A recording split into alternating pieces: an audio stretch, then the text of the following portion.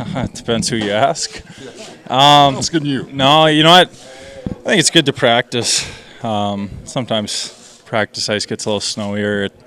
PK probably has an advantage, but just ironing things out, I think, as you've seen from some of the exhibition games, there's been kills, power plays that look sharp, entries, entry denials, things like that. And then there's been times where the reads have just been a little off, or so I think the more reps we get now before we get into these final two preseason games will be huge, and then hopefully we don't take a lot of penalties against the Flames, but it certainly is going to be a good test starting the season against the Oilers, and we know what their power play has done in the past, so you want to be ready to go from day one, and practices like today help ensure that. Just in these two prolonged sessions, Adam, at least up in the stats, it looks like the emphasis is on quicker puck rotation by the power play. As a penalty killer, are you recognizing that?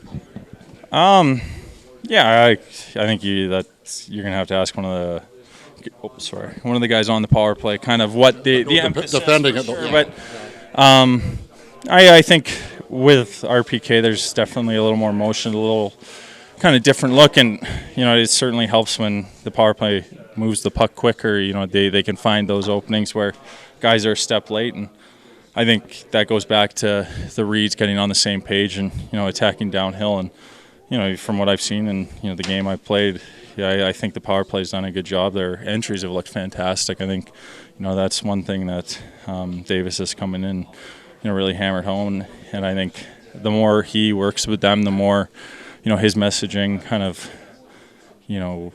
gets through to them in terms of the understanding and, what's expected. I think it's only going to continue to improve. What do you think the opportunistic dimension that your penalty killers have with the Kyle on one unit and Mark on another?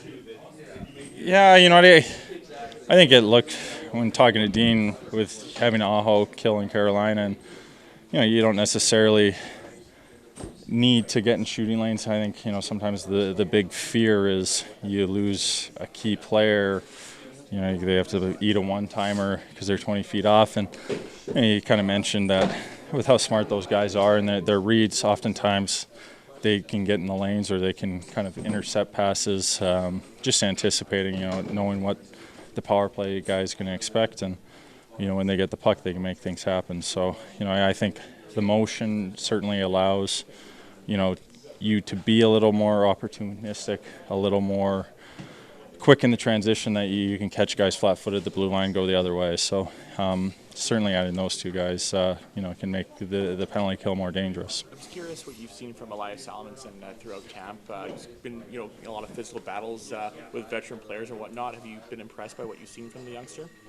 Yeah, I think we were all excited when he finally came over, and to get him into the camp and just see him continue to get better in the games. I think it certainly is a transition going from a top league over in Europe, but just different styles of play. There is an adjustment period, and he's a smooth skating defenseman. He makes a good first pass, and we're really excited about his future.